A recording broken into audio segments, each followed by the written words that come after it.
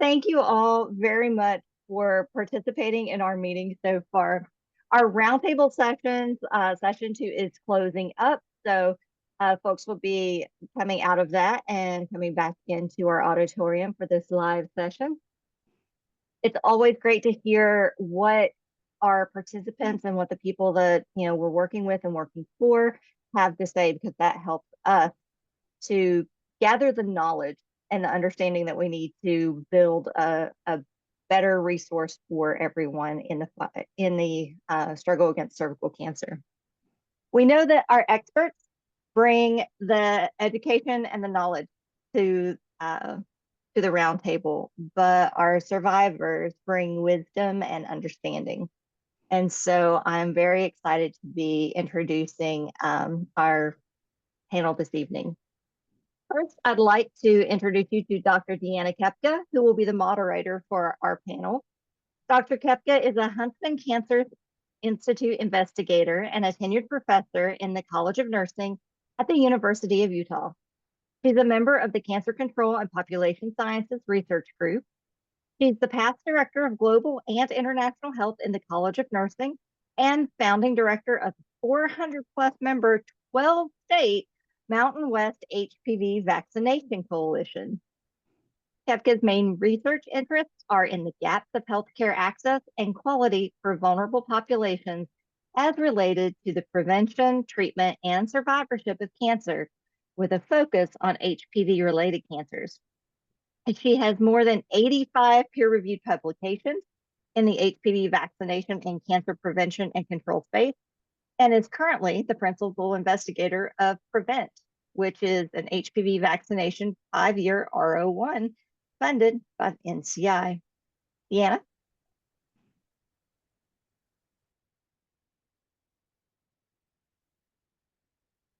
You're on mute. Thank you so much for having me here today. I hope everyone can hear me okay.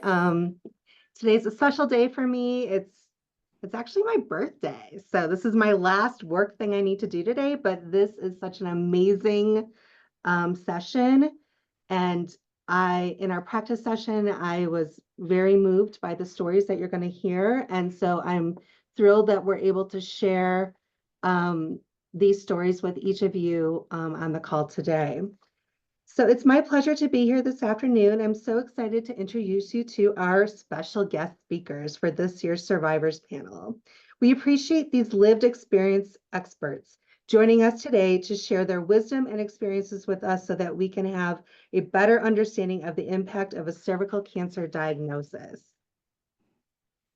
First, I'd like to introduce you to Jocelyn.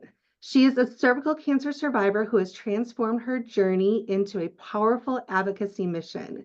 Fueled by her own experience, she tirelessly educates others, promotes HPV vaccination, and advocates for regular cervical cancer screenings. She has delivered talks at UC San Diego Moores Cancer Center's Control Annual Retreat, the Foundation of Women's Cancer Education Forum, and Survivors Cervical Cancer Summit, while also participating in panels dedicated to HPV vaccine awareness. Currently, Jocelyn serves on the American Cancer Society National Roundtable as a cervical cancer patient and on the Consumer Education Work Group. She contributes her experience to shape patient education initiatives nationwide.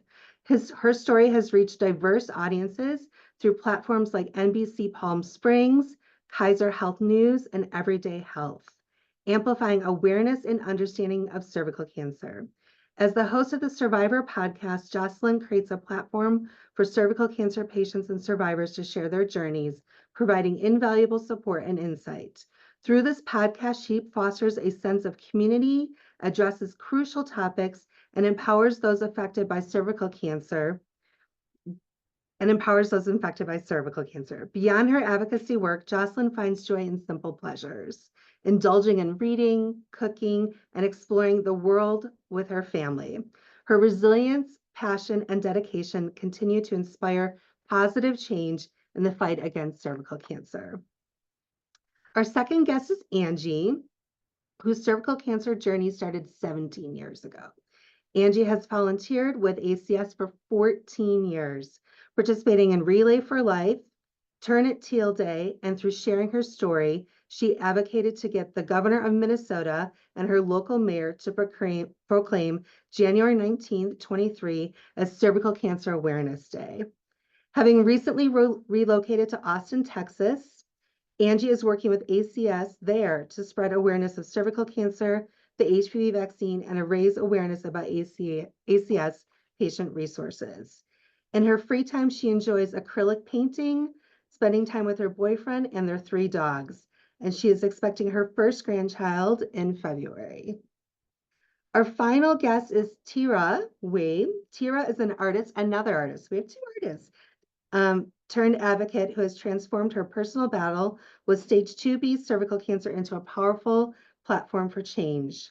Diagnosed in June 2020, she refers to her cancer journey as the best worst thing that happened to her, a phrase that captured attention and became the headline of her feature in the Health Ability Project.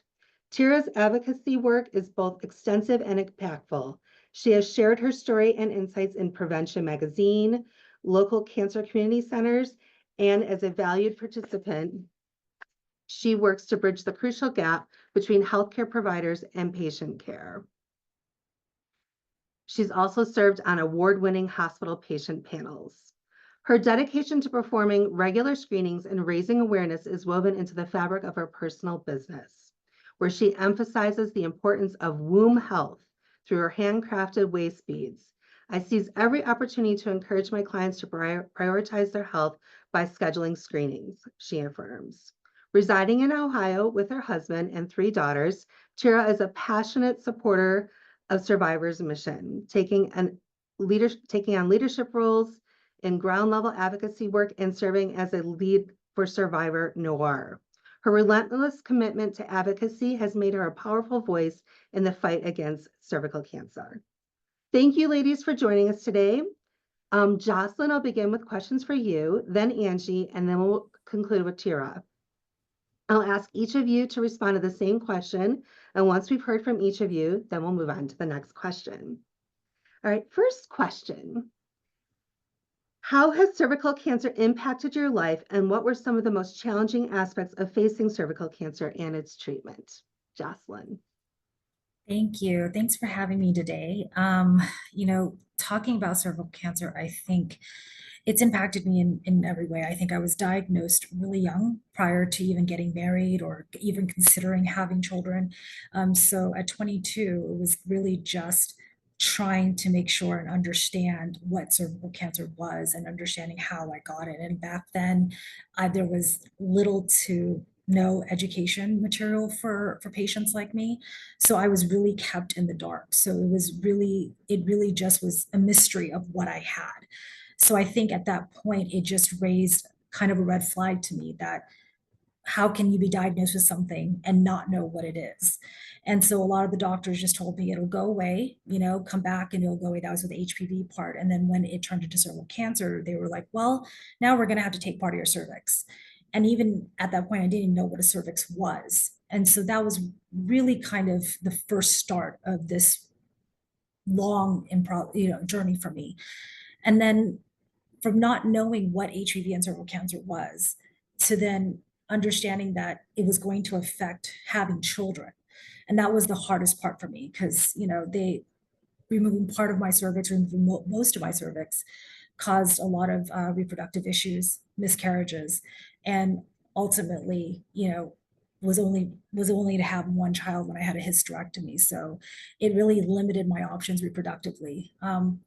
So I think it just impacted my life in a way that I can't even imagine, being emotional and also losing the fact of not having children, not having more children than I wanted because I was limited to one daughter, which I love, who I love very much. And I think that was the hardest part. And being young, when you're young and thinking that the whole world is in front of you and you're immediately stopped in your tracks and you're having to refocus and saying, well, it's either I stop my journey, my education, and then go to try to save my own life.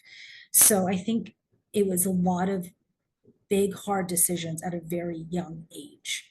And I really wish at the time I had a lot more education, a lot more information about cervical cancer and HPV. Um, and I think it spawned this whole advocacy in me, which we can discuss later in this panel, and that motivation and inspiration to continue the work to make sure other women don't suffer what I did when I was young. Thank you, Jocelyn. Angie? Thank you for having me, first and foremost. Cervical cancer definitely impacted my life, of course, both in a negative and a positive manner. It's been 17 years now for me. I was 31 when I was diagnosed, and within 3 months of my first symptom to having a radical hysterectomy was a crazy quick ride. Um, Something definitely wasn't expecting by any means. I had a 7 and 11-year-old kids at home. I was also married at the time. So for me, it was dealing with my own health issues and my emotions behind all of that, but also trying to raise a family and be there for everybody.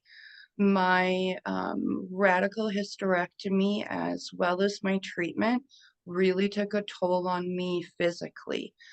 And it's been 17 years and I'm only at about 80% of what I was prior. The way that I look at that is 80% is better than nothing. Um, my radical hysterectomy did not go well. I actually almost died quite a few times. So I am so grateful and so fortunate to still be here, to be able to have a productive life. It has caused me a lot of health issues. So in the way that it's affected my life positively is the way that I look at it is, yes, I have all of these health issues, and I can have a horrible day where my pain is really bad or I'm having a hard time functioning, but I'm here to be able to experience those things. And that's the most important thing for me that helps to keep me emotionally balanced when it comes to the journey that I've been on for 17 years now. Thank you, Angie. Tira? Thank you so much, and thank you for having me on speaking today. I'm honored to sit on this panel with some wonderful individuals. My journey started in June of 2020, dead smack in the middle of the pandemic. So that within itself caused its own challenges, being isolated, being alone, having to really grasp onto tools to be my own advocate, because unfortunately, having somebody physically there was just not an option. And in a space and a time that it was unknown to a lot of us, if you pile on cancer diagnosis on top of that, and it really became something, like I coined phrase, the best worst thing that ever happened to me. I had to learn to be my own advocate, showing up, navigating different resources to be able to essentially fight for my life. And I am here today after 36 rounds of external radiation, 6 rounds of brachytherapy, and 6 rounds of chemo. Those treatments, however, grateful that they did save my life, also impacted my survivorship greatly. I ended up having to have a ureter reconstruction surgery because I had hydronephrosis developing, blocking my ureter, and my kidney began to swell. Um, I have the hips of a 90-year-old with advanced stage osteoporosis. But with all of that, I am very, very grateful to still be able to be there to advocate, to educate, to inform, and to empower those who look like me, those who are in my community, and to make sure that they have the resources that they need to be able to be educated, to be informed, and taking charge of their health. Because quite frankly, a patient informed is a patient empowered. And so that's kind of what I've dedicated the best, worst things that happened to me to do, to educate those so nobody else has to go through what we've been through. Thank you, Tara.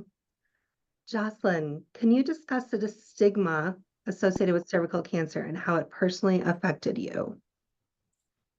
I think being diagnosed really young and having to share my story with my family, who is a very traditional Chinese family, it was immediate shame. You know, the first thing they kind of mentioned was, oh, it's that why you start because you had sex so young and that's why you got this.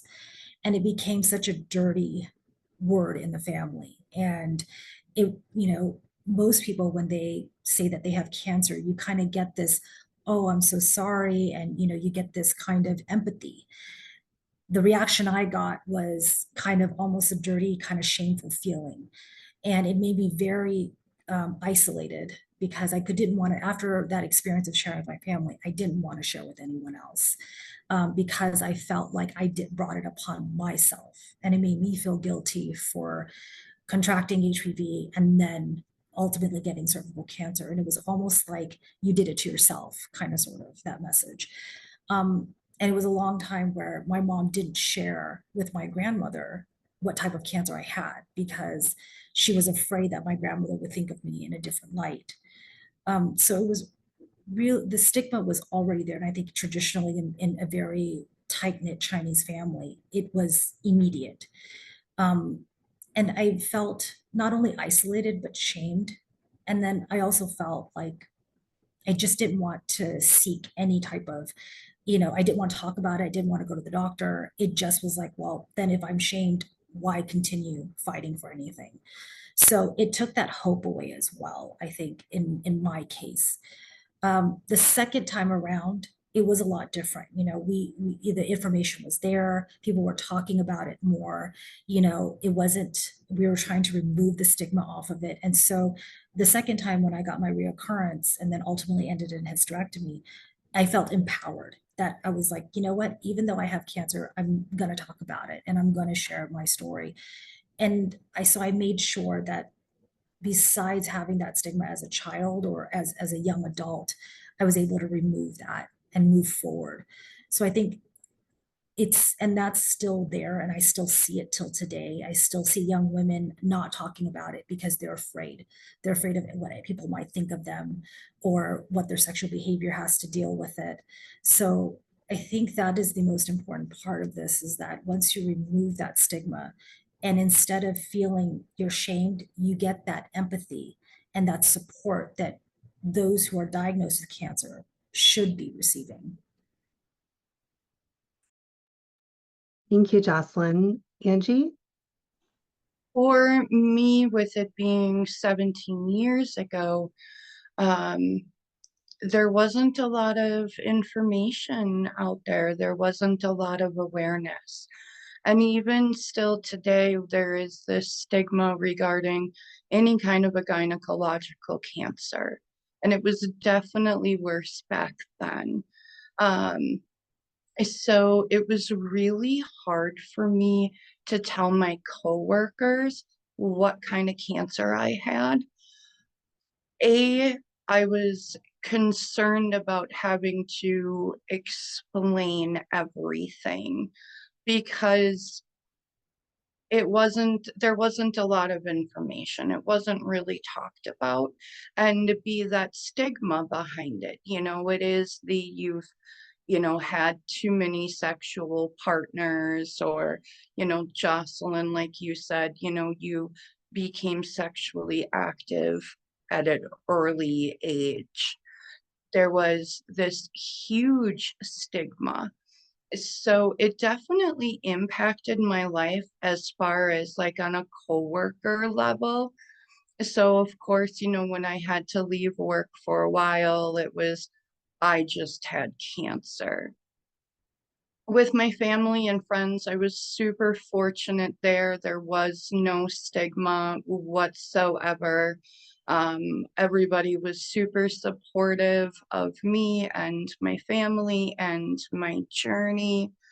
And obviously, you know, I'm on this panel, um, and that stigma's just not there for me anymore. Jocelyn, like you said, it's definitely empowering without a doubt to be able to share my story and to spread awareness as well.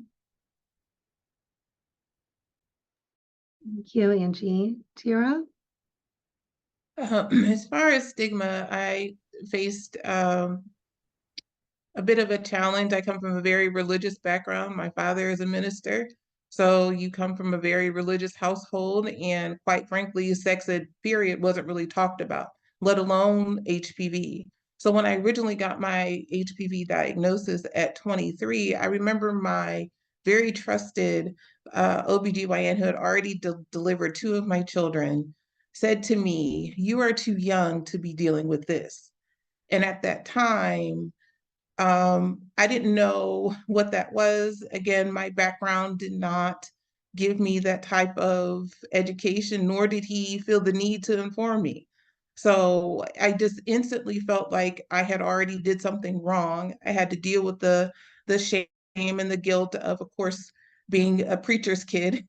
Now with a child out of wedlock, now I have this thing that I did to myself, like Jocelyn mentioned. So it went for a while with years of just feeling this shame and guilt and just really not, unfortunately, prioritizing what I should have because I just wasn't informed. I wasn't aware. And so I really have dedicated my life to informing people about what HPV is. It's all in the language. It really is destigmatizing, talking about conversations below the belt. It is empowering those to go take charge of their health, get screenings. It is okay. I was just at a conference this past month, and we had the conversation about HPV is like the common cold for the vagina. And it really, when you start to have those type of conversations, then you start to change and break the stigma that HPV is, because it's clearly that's all it truly is. We really have to get in there and educate and empower. So now I take those same churches that I felt shamed and embarrassed to speak on. I'm in there front line, spreading awareness, making sure those who I know about HPV and are aware about it is a preventable cancer. So it really comes into go ahead and educating those to make sure we're breaking that stigma all in our language and how we present it to make sure that we're empowering those so nobody has to deal with this. Thank you, Tira. I think you brought up some really, really important points. And people love the common cold analogy. Okay, moving on. What are your thoughts about self-collection as a new opportunity for cervical cancer screening, Jocelyn? You know, I think self-collection is just another advancement that we've seen, you know, from the scientific and medical community. I mean, you know, what, 20 years ago, right? We didn't even have the vaccine, or 20 plus years ago, we didn't have the vaccine. Now we have a vaccine, and now we have self-collection. So it's just a great example of how the medical and scientific community is advancing itself. The other thing, I think it's just a great opportunity for empowerment for patients, you know, and also provides that another opportunity to get screening. I mean, I'm fortunate enough to work for a very high profile company that provides great healthcare, but yet it takes me over a month to get an appointment with my OB. And that's just to get a screening. That's not, you know, anything specific. And so if that self-collection gives that option to women, or, you know, to anyone with cervix, to get a screening, you know, from any physician that's able to provide them with that opportunity.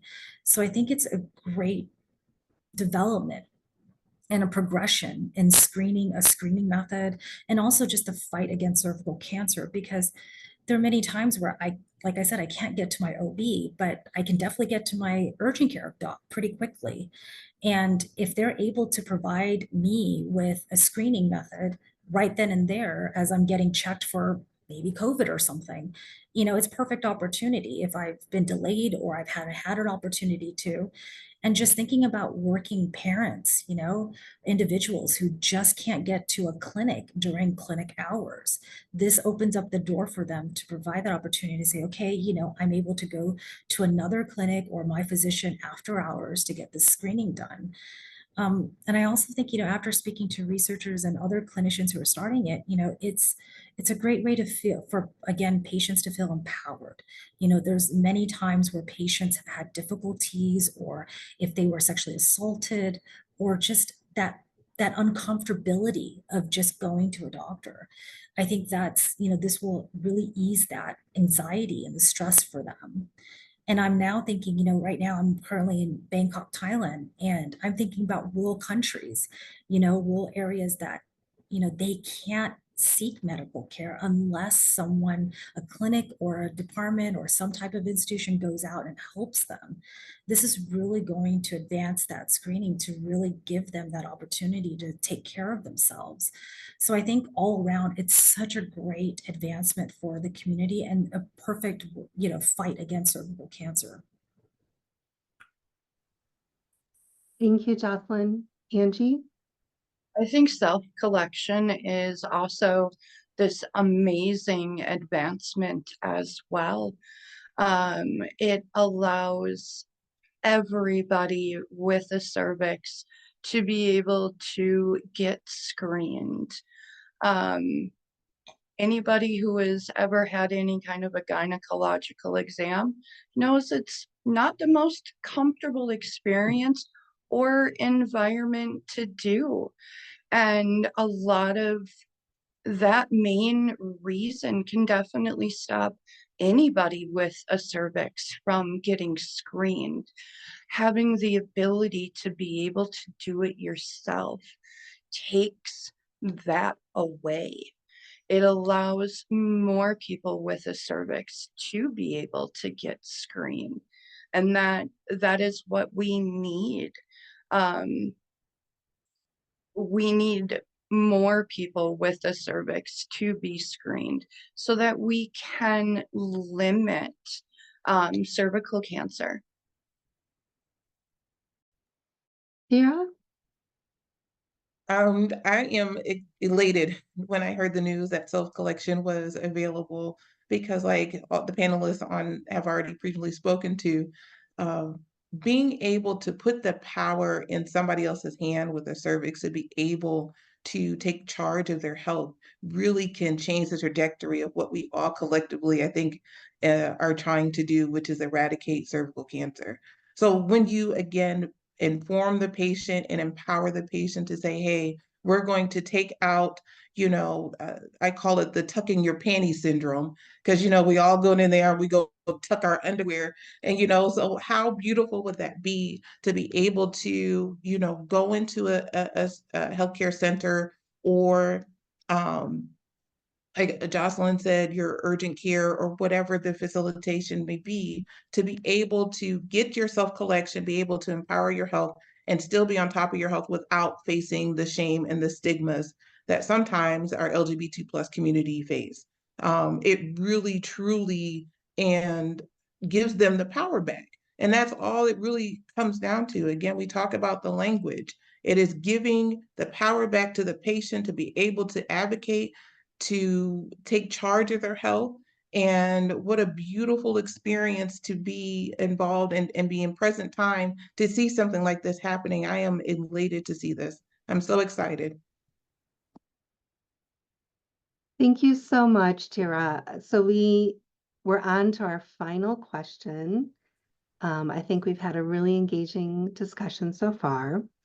Our final question is, tell me one thing that you think the American Cancer Society Cervical Cancer Roundtable could do to improve the cervical cancer journey for patients like you going forward.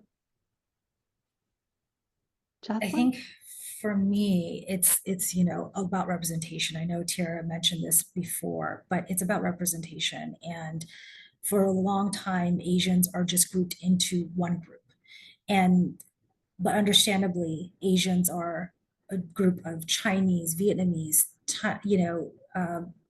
a Filipino, that's Pacific Islander. You all group that in together, Thai, Cambodian. I mean, not only nationalities, cultures, but languages. We don't speak the same language. And I think, the point of deaggregating that and looking at those stats per group to say, okay, Chinese women or Chinese individuals have this, and so break that out. But also, I think that's the important part, because I've been to a number of panels speaking, and hardly do I see any Asians, but also at the same time, Asian will come up to me and says, I can't believe that I saw another Asian woman here speaking about cervical cancer, because I have it.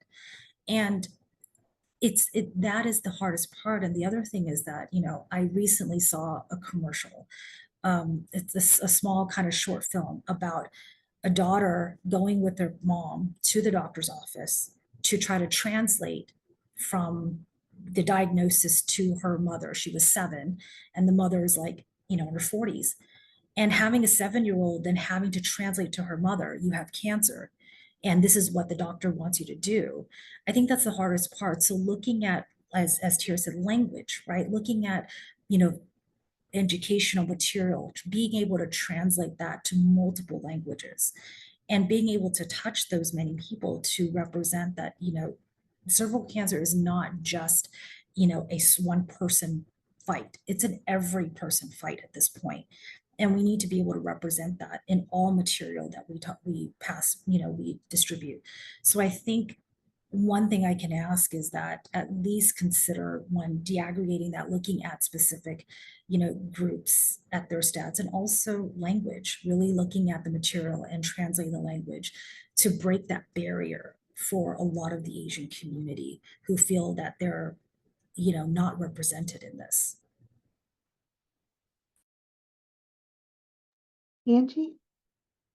Jocelyn, that is an absolutely amazing answer. And I'm over here doing the how do I follow that up? Um, for me, I think the big thing is getting more into the different types of rural communities, and trying to get the word out there to other ethnicities. There is this huge lack of communication. I recently relocated from Minnesota to Austin, Texas, and there's a very large Latino community down here. And gynecological issues are not something you discuss in a lot of ethnicities.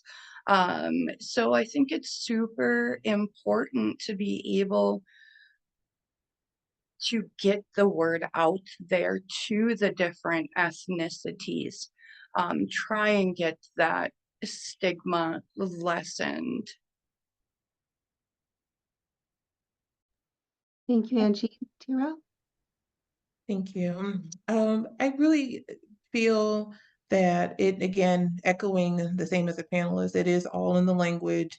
I had the pleasure of recently in a community event with the organization Survivor with the communities of color, and we have collectively dedicated to making sure that we are diverse, we're inclusive, and we're touching on all different types of platforms to make sure that we're reaching the people that we serve. So with that, what we were able to do is divide up separate groups and be able to touch people on it's something when you are able to sit in a room and talk to somebody who looks like you, or have somebody who looks like you tell you to empower your health.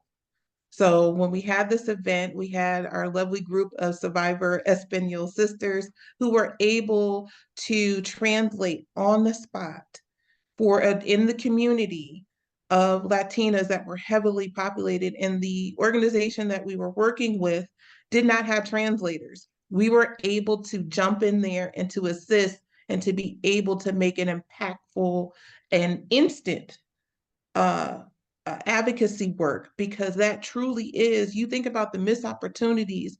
I think about women that we talked to at that event who said they hadn't had a PAP ever, or it had been 18 years. Or one woman I stopped and told her about it, and she said, my daughter actually passed from cervical cancer and I haven't had a PAP.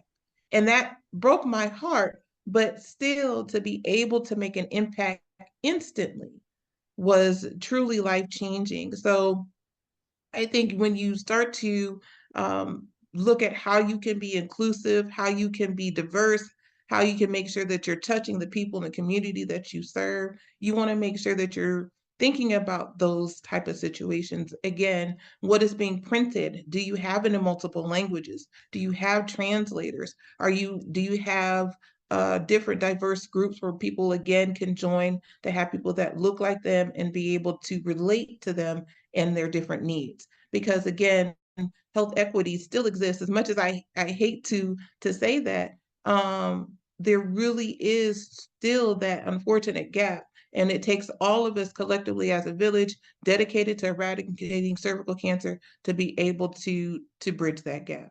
And that's how ACS can make an impact. Beautifully said.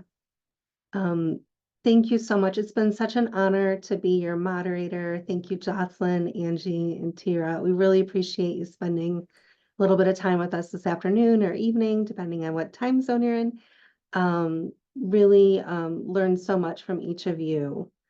Thank And you. we Turn actually it over have to a Shelley. thanks. Mm.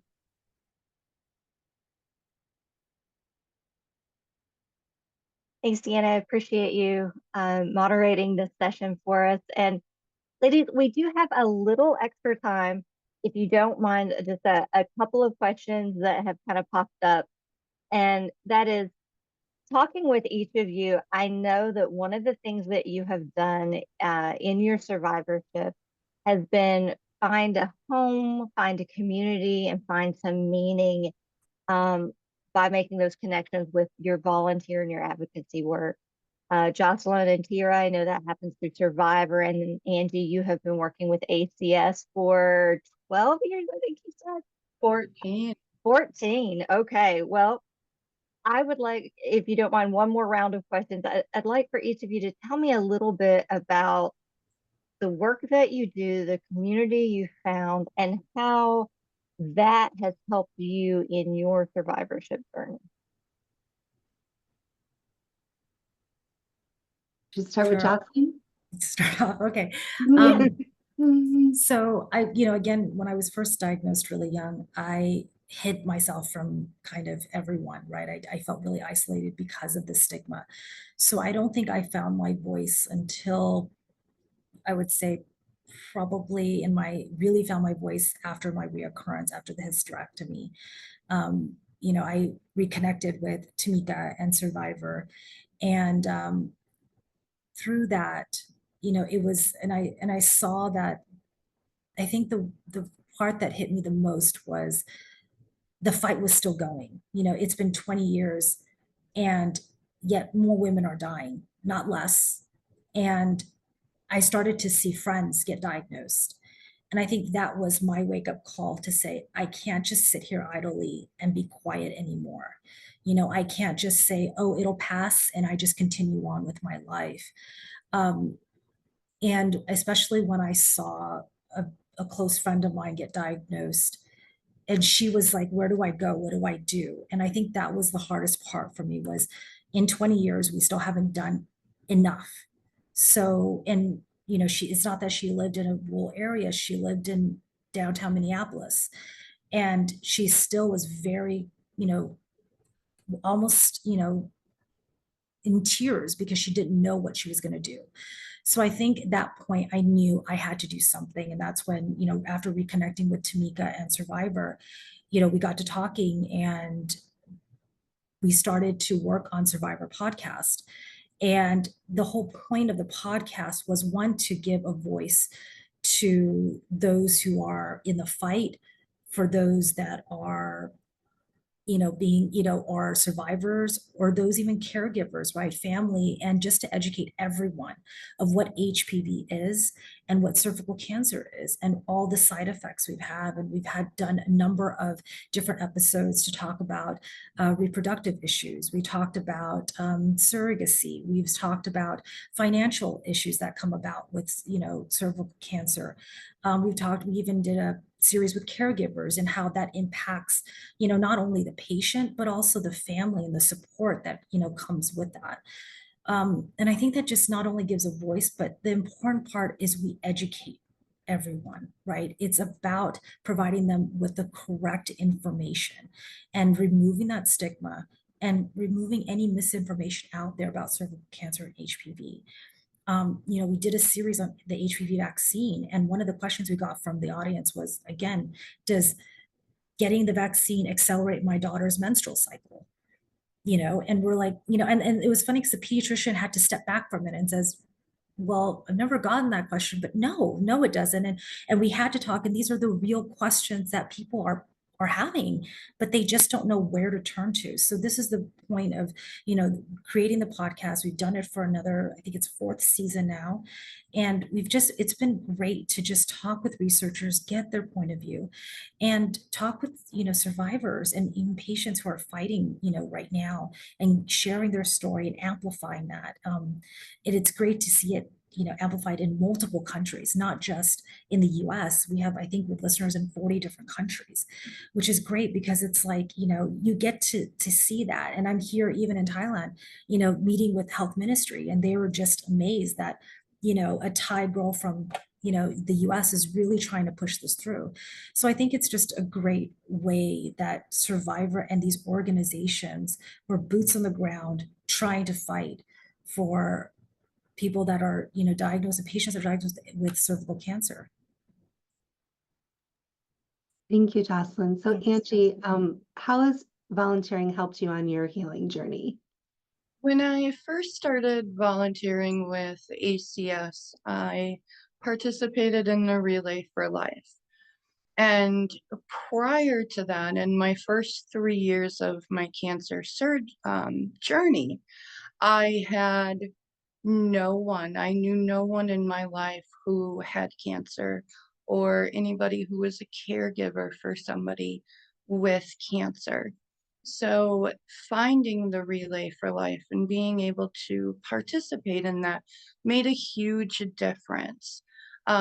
Nobody else had cervical cancer, but we were all in this cancer journey together. So finding that community was amazing for me throughout all of that. Definitely helped to heal, helped to understand how my husband, my children, my family and friends felt as my caregiver, looking at it at that side of things, which is not anything that ever crossed my mind. For me, why I've been volunteering with ACS for 14 years, I want to make a difference in some way, somehow. No matter how little, no matter how big, it's important to me to make a difference. If that is by spreading the word about HPV cervical cancer, the HPV vaccine, if that's about raising money for ACS, if that's about putting the word out there about volunteer opportunities with ACS. For me, when I started on this 17 years ago, all ACS was cancer research, nothing else. I didn't know anything else. ACS didn't have a presence. Back home in Minnesota, there's a very large ACS presence. Down here in Austin, Texas, there is not. So a few months back, I started working with ACS down here to be able to spread the word of ACS and what they do, that it's not just cancer research, that it's not just, you know, people there to help in finding you a doctor, that there are so many other things that ACS does. So I want to spread that word. I want to make that difference. I want to be able to help the people down here in the Austin area who are undergoing treatment, who were just diagnosed, who are caregivers, who need, be it emotional support, who needs rides to and from treatment or doctor appointments, whatever it happens to be, that ACS is a resource that you can and should utilize. Thank you so much, Angie. Well said. Tira? So I am a proud survivor. I am elated for the community that I am a part of and our illustrious founder, Tamika Felder, and the organization that she has curated. It was and still is a very personal journey because I am a survivor, but not only that, I'm a mom of 3 daughters. And after my diagnosis, um, I honestly could not look at the face of my babies and be okay with ever, if any of them, going through what I've been through. So that was the fuel, and Survivor gave me the fire. So I am grateful for the education, the resources, Survivor School, creating connections, comfort, care, and compassion, just so many different ways to be involved in touching those who don't know about the HPV. And they take the time to go through advocacy training so you can take these resources and go back to your community and be able to, again, inform the next person so they're empowered about their health. You're able to use social media and be able to, again, use the proper language to be able to properly educate people about the HPV vaccine and what really is. And then you have the platform where we have the ability to share our stories, because what has seemed to be echoed throughout this evening, as a lot of people have said that they didn't know anybody who had cervical cancer. I'll share an experience. My grandmother had cervical cancer. And it was funny because when I had to make the phone call to her, I never knew. And she said, "Oh, I had that." We knew she had leukemia. We knew she had skin cancer, but the conversation about cervical cancer was never brought up until I said something to her. And she said, "I just had a hysterectomy and that was done." And as much as I love my Nana, I wasn't okay with that. I feel like, we have to have those conversations. So I am grateful for Survivor has given me the voice that I swear I didn't have, but everyone tells me it was always there. And just be able to reach a community and those who are looking to find answers. You go into this and you're thinking you're all alone. Our DEI officer says all the time, she thought she was the only one who had cervical cancer. But that's true. When you're in this fight, sometimes it really does feel like you're alone. But Survivor has given that platform where you don't feel alone and you can come out of this and have a community of beautiful sisters, people who are on fire to educate and eradicate this horrible disease.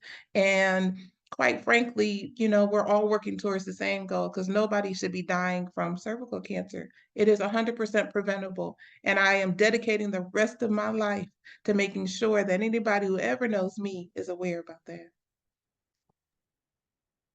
And that is phenomenal. And as much as I know you guys are seeing the hearts and the claps and the celebration icons coming across the screen, I want to let you know the chat is also blowing up, which is why I'm constantly doing this, because folks are just sending their love to you, thanking you for being out there and being brave today. And I just want to ask one more question, and that is, and we'll go Jocelyn, Angie, and Tira again. But what does it mean to you to hear the words and know that it's a reality, that we can eliminate cervical cancer as a public health problem in our lifetime. Jocelyn?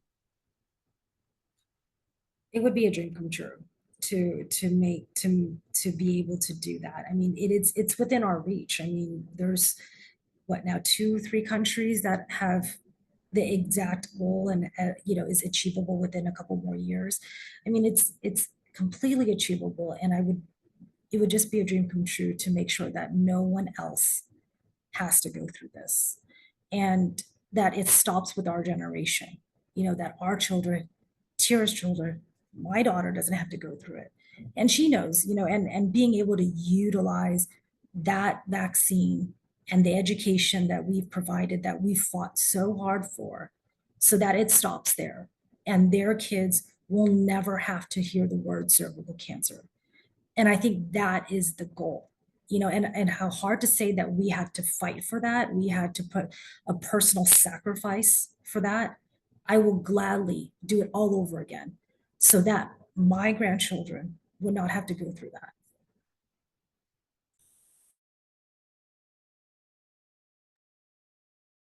Actually, Shelley, when you asked that question, I got head to toe goosebumps, and I still do.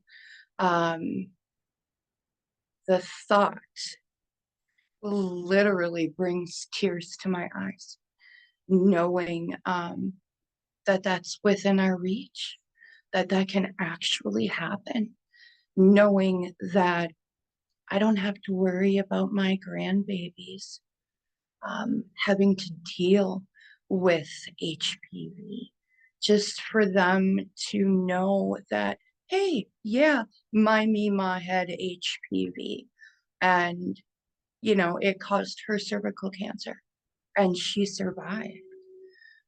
For them to know that that is the only thing about HPV that they need to know about, that they're going to have, is amazing.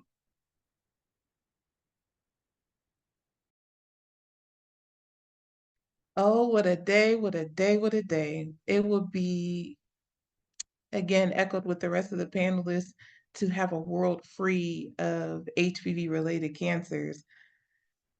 Man, I am at a loss for words right now, because that truly is not only my goal, but again, the organization Survivor that I serve.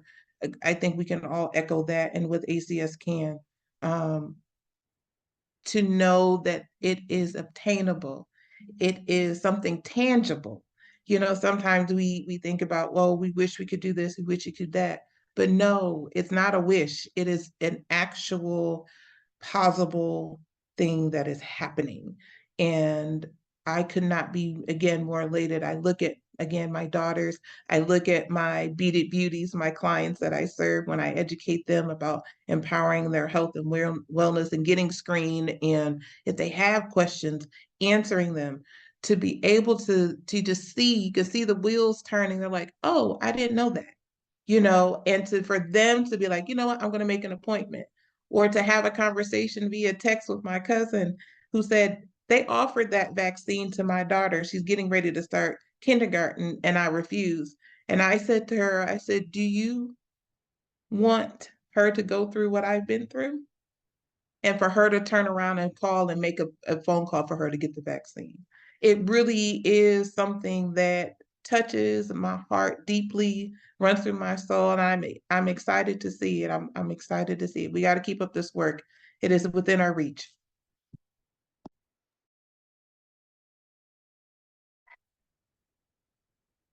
Not very often that I lose all of my words, but Deanna, Jocelyn, Angie, Tira, thank you so much for what you've brought to this meeting.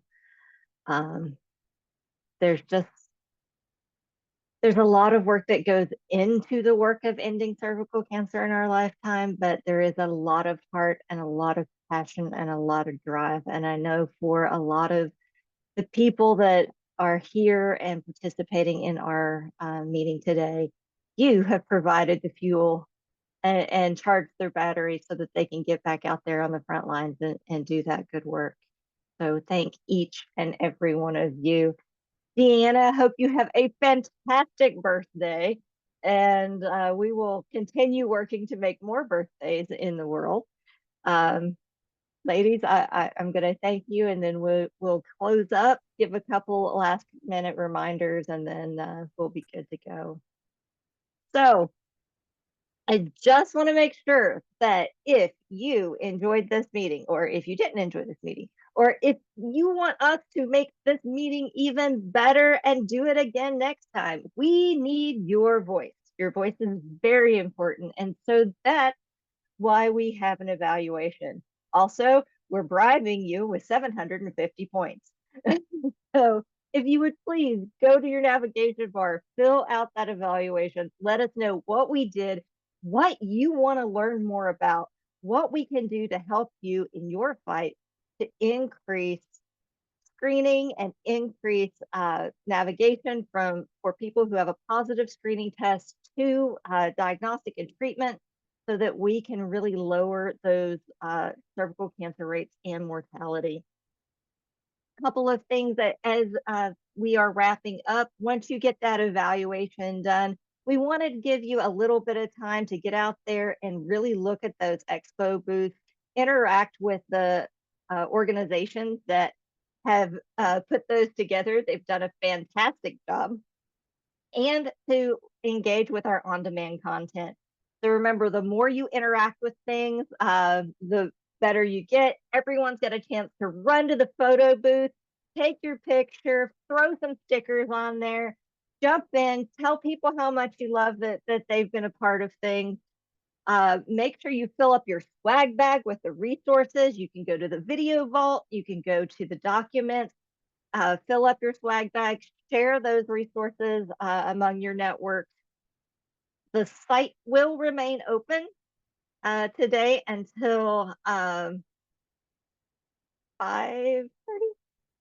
Will remain open for another hour so that everybody gets a chance to network. There's the chat feature, so if there's someone you'd like to talk more with or ask some questions, now's the chance to do that. And again, we cannot do this without your investment, both to all of our roundtable talk leaders who came up with fantastic options. I think we had more great ideas than we had people today. So hang on to those, because those are topics that we will want to revisit and to really get out there. You still have that 1,000 views challenge. We want to try and get to 1,000 views on our data dashboard by 24 hours. So we're trying to make that happen. And of course, take the information, the resources, the relationships and the conversations and the inspiration that you have gotten today, take it home, make it yours, and come back to us with great ways to increase those rates. Our sponsors make everything possible. And so to BD, to Hologic, to Merck, and to Roche, thank you from the bottom of our hearts. We appreciate you making the roundtable possible. We appreciate you being there to support us so that we can make events like this possible and make that change happen. So remember, as you go forward and you do the great work of eliminating cervical cancer as a public health problem, the best way to predict the future is to create it. And you are the force of the future. Thank you.